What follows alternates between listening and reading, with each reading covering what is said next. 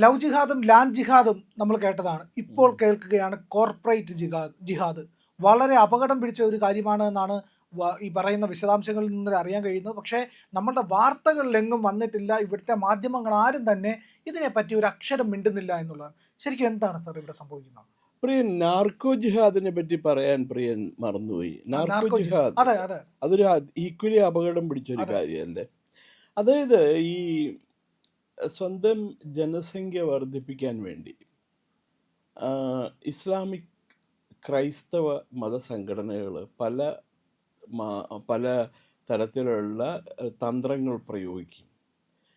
അതിൽ ഇപ്പോൾ ഉള്ള ഏറ്റവും ടോപ്പിക്കലായിട്ടുള്ള ഒരു തന്ത്രമാണ് ഈ ജിഹാദ് എന്നുള്ള പേരിൽ അറിയപ്പെടുന്നത്. ലവ് ജിഹാദും ലാൻഡ് ജിഹാദും ബിസിനസ് ജിഹാദും ഇതെല്ലാം കഴിഞ്ഞ് അവസാനം എത്തിച്ചേർന്നിരിക്കുന്നതാണ് കോർപ്പറേറ്റ് ജിഹാദ് എന്നുള്ള പേര്. അതായത് കോർപ്പറേറ്റ് ജിഹാദ് എന്ന് പറയുമ്പോൾ വൻകിട സൂപ്പർ മാർക്കറ്റുകളും വൻകിട വ്യവസായ വാണിജ്യശാലകളിലൊക്കെ ഇസ്ലാമിക് വിഭാഗത്തിൽപ്പെട്ട ഉദ്യോഗസ്ഥരുടെ കീഴിൽ ഹൈന്ദവ പെൺകുട്ടികളെ ജോലിക്ക് വയ്ക്കും, അല്ലെങ്കിൽ ക്രൈസ്തവരായിട്ടുള്ള പെൺകുട്ടികളെ ജോലിക്ക് വയ്ക്കും.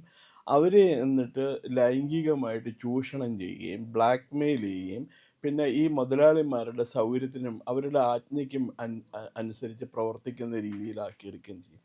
ഇപ്പം ചിലരൊക്കെ എന്താണ് വിവാഹത്തിൽ അവസാനിക്കും അത്, പക്ഷെ അവരുടെ പലതും 90% ട്രാജഡിയിലാണ് അവസാനിക്കുന്നതായിട്ടാണ് കണ്ടുവരുന്നത്.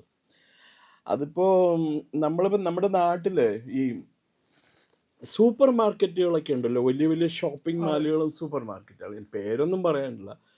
അത് ഈ ഇസ്ലാമിക് വ്യക്തികളുടെ ഉടമസ്ഥതയിലുള്ള ഷോപ്പിംഗ് കോംപ്ലക്സുകളിലും ഷോപ്പിംഗ് മാളുകളിലും ബിസിനസ് എസ്റ്റാബ്ലിഷ്മെൻറ്റ്സിലൊക്കെ നിരപരാധികളായ അല്ലെങ്കിൽ ഇതിനെക്കുറിച്ച് ഈ ജീവിതത്തെക്കുറിച്ച് അധികം മനസ്സിലാക്കാത്ത പെൺകുട്ടികളെ ജോലിക്ക് വയ്ക്കും.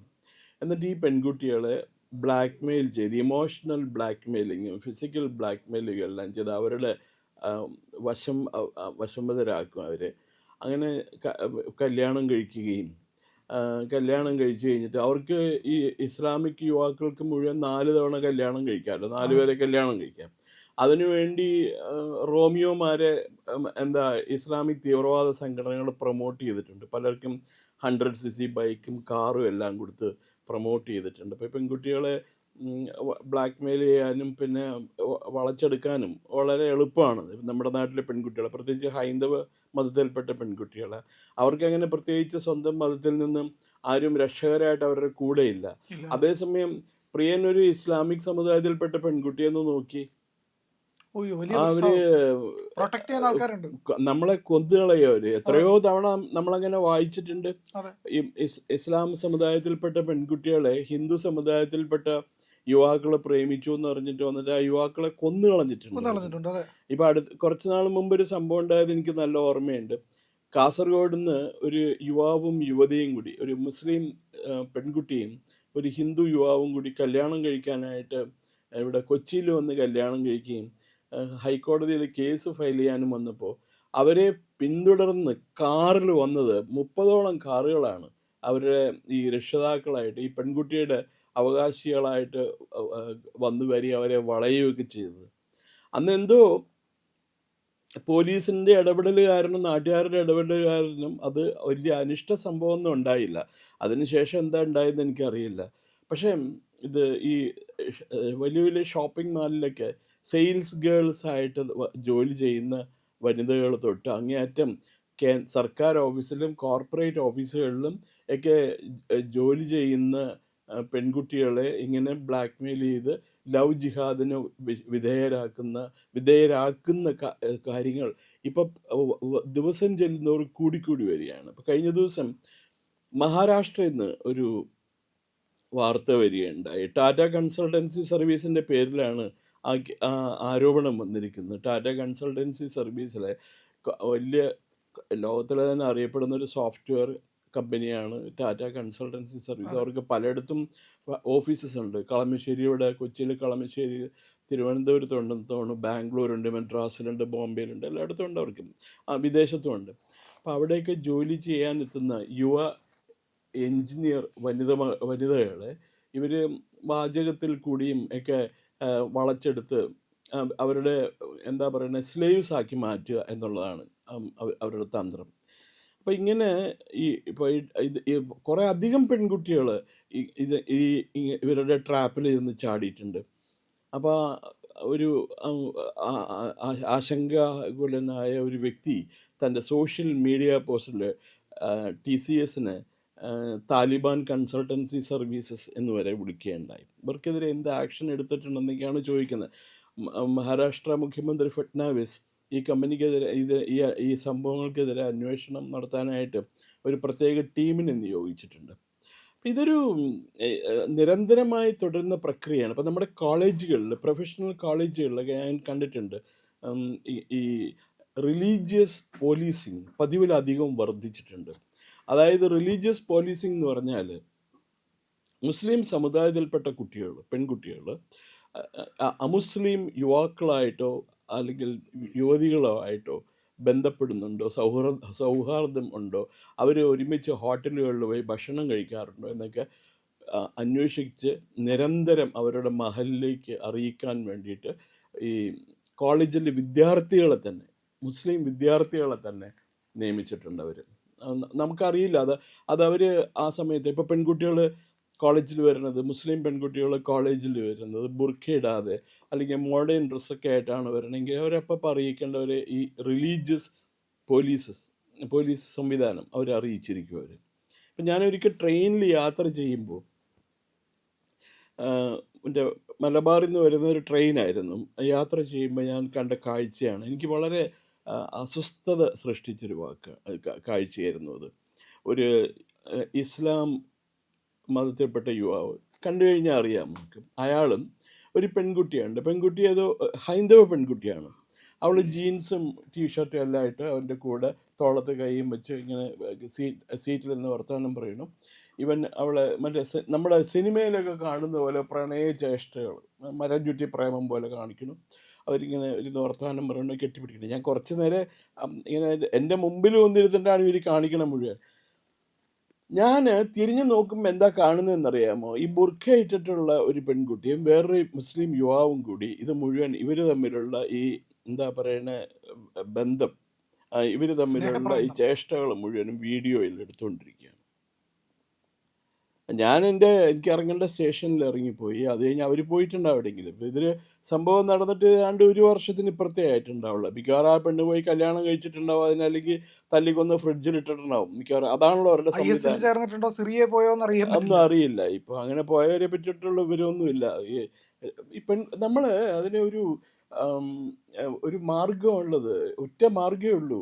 നമ്മുടെ കുട്ടികളെ ഈ ഭഗവത്ഗീതയും രാമായണവും മഹാഭാരതവും അതുപോലെ ഭാഗവതവും ഒക്കെ നിർബന്ധമായിട്ട് ഇതിൽ പഠിപ്പിക്കണമെന്നില്ല. അവർക്ക് നിരന്തരം അതിനകത്തൊരു പരിശീലനം കൊടുക്കണം. ഒരു ദിവസം അരമണിക്കൂറെങ്കിലും ഈ രാമായണ കഥയും മഹാഭാരതവും അതുപോലെ ഭഗവത്ഗീതയും അവർക്ക് പഠന വിഷയമാക്കി അവരെ അവരെ അവരെ ബോധവൽക്കരിക്കണം. എന്നാൽ മാത്രമേ ഈ സമ്പ്രദായത്തിൽ നിന്ന് രക്ഷപ്പെടാൻ പറ്റുകയുള്ളൂ. ഈ ഹിന്ദു മുസ്ലിം വിവാഹം നടന്നിട്ട് മുസ്ലിം സമുദായത്തിൽപ്പെട്ട പുരുഷന്മാരെ കല്യാണം കഴിച്ചിട്ടുള്ള ഹിന്ദു വനിതകളുടെ ജീവിതം 98% ദുരന്തത്തിലാണ് അവസാനിക്കാറുള്ളത്.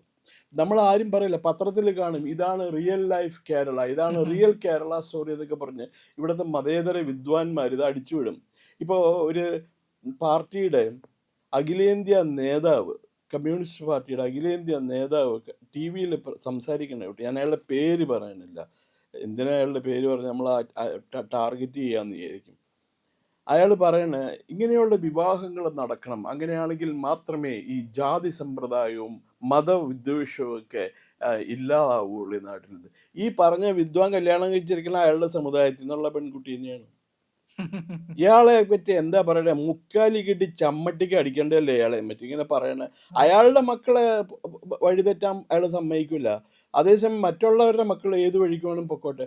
ഈ വിവാഹം എന്ന് പറയുന്നത് 2 വ്യക്തികൾ തമ്മിലുള്ള ബന്ധപ്പെടൽ മാത്രമല്ല, 2 കുടുംബങ്ങൾ തമ്മിൽ ഒരുമിക്കുന്നതിൻ്റെ ഒരു തെളിവ് കൂടിയാണ് ഒരു വിവാഹം എന്ന് പറയുന്നത്. അതിൻ്റെ ഒരു പാവനതയുണ്ട്, സീക്രട്ട്നെസ് ഉണ്ട്. അതില്ലാതാക്കാനാണ് ഇവർ ശ്രമിക്കുന്നത്. പണ്ട് ഞാൻ കേട്ടിട്ടുണ്ട്, കേരളത്തിൽ കമ്മ്യൂണുകളിൽ താമസിക്കുന്ന കമ്മ്യൂണലുകളിൽ താമസിക്കുന്നവരാണ് കമ്മ്യൂണിസ്റ്റുകാർ. അവർക്ക് വിവാഹം, പുത്രൻ, പുത്രി, ഭർത്താവ്, ഭാര്യ ഇങ്ങനെയുള്ളൊന്നും എല്ലാവർക്കും ആരും തമ്മിൽ ബന്ധപ്പെടാം. അങ്ങനെ ഒരു കമ്മ്യൂണിൽ താമസിച്ചിരുന്ന ഒരു വനിത, ധീര വനിത, ആ കമ്മ്യൂണിന് നേതൃത്വം നൽകുന്ന വ്യക്തിയോട് പറഞ്ഞു, നോക്കൂ, ഇവിടെ നടക്കുന്നത് രണ്ടാന്തര ഇടപാടാണ്. നമ്മുടെ പെൺകുട്ടികളെ ഒന്നും രാത്രിയായാൽ ഈ സഖാക്കൾ ഉറങ്ങാൻ സമ്മതിക്കുന്നില്ല. ഇതിന് എന്തെങ്കിലും ഒരു ആക്ഷൻ എടുക്കണം. അങ്ങനെ അവർ വിവാഹിതരാവാതെ ഇവരിങ്ങനെ ഒരുമിച്ച് ബന്ധപ്പെടുന്നത് തെറ്റാണ് എന്നൊക്കെ പറഞ്ഞപ്പോൾ ഈ നേതാവ് എന്താ പറഞ്ഞെന്നറിയോ? കമ്മ്യൂണിസം വളരുന്നത്, സർവ്വലോക തൊഴിലാളികളുടെ ഏകാധിപത്യം, സർവ്വലോക തൊഴിലാളികളുടെ ഒരു ഭരണം സ്ഥാപിക്കുന്നത് ഇങ്ങനെ വനിതകളുടെ, പെൺകുട്ടികളുടെ ചരിത്രം നശിപ്പിച്ചുകൊണ്ട് മാത്രമായിട്ടാണെന്ന് പറഞ്ഞു. അതുകൊണ്ട് അതിനകത്ത് വേവലാതിപ്പെടേണ്ട ആവശ്യമൊന്നുമില്ല എന്ന് പറഞ്ഞു. ഈ വനിത ആ നേതാവിനെ ഒരൊറ്റ ആട്ടി എന്നാണ് പറയുന്നത്. അയാൾ 3 തട്ടിൽ മറിഞ്ഞു വീണു വന്നിട്ട് ഈ ആട്ടിൻ്റെ ശക്തി കാരണം. അവരന്ന് ആ കമ്മ്യൂൺ വിട്ടു പോയി, അവരവരുടെ ഭർത്താവിനെയും വിളിച്ചുകൊണ്ട്. അവർ ലോകത്തിലെ അറിയപ്പെടുന്ന ഒരു കമ്മ്യൂണിസ്റ്റ് വിരുദ്ധ ഇതായി. പക്ഷേ ആ വനിത വളരെ ഒരു വിപ്ലവ വനിതയാണ്. കാര്യം അവർ കോൺഗ്രസ്സിലായിരുന്നെങ്കിൽ കൂടി ആ വിപ്ലവത്തിൻ്റെ വീര്യം, എന്താ പറയുക, സമത്വത്തിനും സാഹോദര്യത്തിനും വേണ്ടി അവരിലുണ്ടായിരുന്ന തീവ്രത അവർ മരണം വരെ റിട്ടേൺ ചെയ്തു എന്നുള്ളതാണ്. ഞാൻ അവരുടെ പേര് പറയാനില്ല. കേരളത്തിൽ അറിയപ്പെടുന്ന, എല്ലാവരും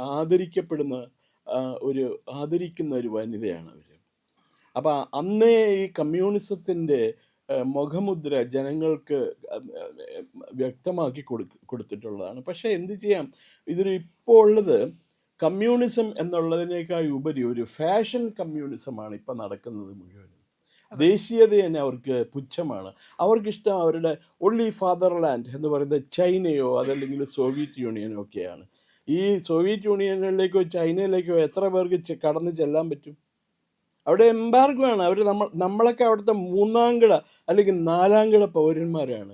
അറബ് രാജ്യങ്ങളിൽ പോയ ഇന്ത്യക്കാരായ മുസ്ലിങ്ങളോട് എന്ത് മോശം പെരുമാറ്റമാണെന്നറിയാമോ? അവരുടെ ഡൊമസ്റ്റിക് സെർവൻസ് ആയിട്ടും ആയമാരായിട്ടും ഇതൊക്കെയാണ് ഉപയോഗിക്കണം മുഴുവനും ഈ ഇന്ത്യൻ മുസ്ലിംസിനെ. ഒരു 80% വരെ. ദർ മേ ബി ഗുഡ്, എന്താ പറയണ, വലിയ ബിസിനസ് ബാരൻസ് ഒക്കെ ഉണ്ടായിരിക്കാം.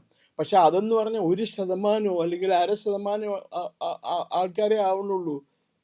നമ്മൾ ഈ മതത്തിലേക്ക് ചെന്ന് അവരെന്തിനാണ് ചേർക്കണേന്ന് അറിയുമോ? അവർക്ക് ജിഹാദികളെ വേണം, ഫിദായീൻസിനെ വേണം, അതായത് മനുഷ്യ ബോംബുകളെ വേണം. അതിനു വേണ്ടിയിട്ടാണ് അവർ ഈ മതം മാറ്റി കൊണ്ടുനടക്കുന്നത്. അല്ലാണ്ട് മനുഷ്യരോടുള്ള സ്നേഹം കൊണ്ടല്ല. പിന്നെ ഇവിടുത്തെ രാഷ്ട്രീയം തീരുമാനിക്കാനായിട്ട് ഇസ്ലാമിക് പോപ്പുലേഷൻ വർദ്ധിച്ചേ പറ്റുള്ളൂ, ക്രൈസ്തവ പോപ്പുലേഷൻ വർദ്ധിച്ചേ പറ്റുള്ളൂ. അതുകൊണ്ടാണ് നമ്മുടെ നാട്ടിലൊരു ആർച്ച് ബിഷപ്പ് പറഞ്ഞത്, ഓരോ ക്രൈസ്തവ ദമ്പതികളും അവരെ മാക്സിമം കുട്ടികളെ ഉൽപ്പാദിപ്പിക്കണമെന്ന്. ആ കുട്ടികൾക്ക്, രണ്ടാമത്തെ കുട്ടികൾക്ക് ശേഷം ജനിക്കുന്ന എല്ലാ കുട്ടികൾക്കും പള്ളി കൊടുക്കും. എന്താ പറയുക, അവരുടെ സാമ്പത്തിക സഹായമൊക്കെ അതൊക്കെ പള്ളിക്കുട്ടന്മാരും പള്ളിക്കുട്ടികളും ആയിരിക്കുന്നു. അതുപോലെ തന്നെയാണ് ഇസ്ലാമിക് സമുദായത്തിൽ നടക്കുന്നത്. ഹൈന്ദവ സമുദായത്തിൽ അതിനുള്ള പ്രൊവിഷൻസ് ഇല്ല. അതുകൊണ്ട് അവർ ചൂഷണം ചെയ്യുകയാണ്. മതപരിവർത്തനത്തിന് അവരുപയോഗിക്കുന്ന പല മാതൃകകളുണ്ട്. ഇപ്പോൾ ഒരു ഉൽപ്പന്നം, ഒരു പേന, അതല്ലെങ്കിൽ ഒരു മൊബൈൽ ഫോൺ ഉൽപ്പന്നം നമ്മൾ നടത്തുമ്പോൾ, വിൽക്കാനായിട്ട് ശ്രമിക്കുമ്പോൾ, അത് വിപണനം ചെയ്യാൻ നമ്മൾ പല തന്ത്രങ്ങളും ആവിഷ്കരിക്കും. അതുപോലെയാണ് മതപരിവർത്തനത്തിനും നമ്മൾ ഈ അബ്രഹാമിക് റിലീജിയൻസ്, ക്രൈസ്തവരും മുസ്ലിംസും ഉപയോഗിക്കുന്ന തന്ത്രങ്ങൾ. പ്രിയപ്പെട്ട പ്രേക്ഷകരെ, ഞങ്ങൾ ഇന്ത്യ ലൈവ് പതിവുപോലെ നമ്മൾ പറയുകയാണ്, മാധ്യമങ്ങളിൽ വരാത്ത, മറ്റു മാധ്യമങ്ങൾ പറയാത്ത വാർത്തകളാണ് നിങ്ങളുടെ മുന്നിലേക്ക് കൊണ്ടുവരുന്നത്. ഇത് പറയാൻ ഞങ്ങൾക്ക് പ്രേരണയും ശക്തിയും നിങ്ങളാണ്. നിങ്ങൾ ഞങ്ങളുടെ കൂടെ ഉണ്ടാവണം. ഞങ്ങളുടെ ചാനൽ സബ്സ്ക്രൈബ് ചെയ്യണം. നമുക്കൊരു ചാനൽ കൂടിയുണ്ട്, C4N മലയാളം. നമ്മൾ ഈ തെരഞ്ഞെടുപ്പൊക്കെ ആയതുകൊണ്ട് കൂടുതൽ വാർത്തകൾ നമ്മുടെ ഈ പ്ലാറ്റ്ഫോമിൽ തന്നെ കൊടുക്കാൻ കഴിയാത്തതുകൊണ്ടാണ് C4Nൽ പുതിയ വാർത്തകൾ കൊടുക്കുന്നത്. അപ്പോൾ ആ ചാനലും കൂടി ഒന്ന് സബ്സ്ക്രൈബ് ചെയ്യണം. ഇന്ത്യ ലൈവ് ഉറപ്പായിട്ടും ചെയ്യണം. C4N കൂടെ, C4N, C എന്ന് പറഞ്ഞാൽ ക്രെഡിബിൾ, 4 N നേഷൻ, രാജ്യം. നമ്മുടെ രാജ്യത്തിന് വേണ്ടിയാണ്. രാജ്യം വിട്ട് ഒരു കാര്യവും ഇന്ത്യ ലൈവിനില്ല. അതുകൊണ്ട് ഞങ്ങളുടെ കൂടെ ഉണ്ടാവണം എന്നുകൂടി അഭ്യർത്ഥിക്കുന്നു.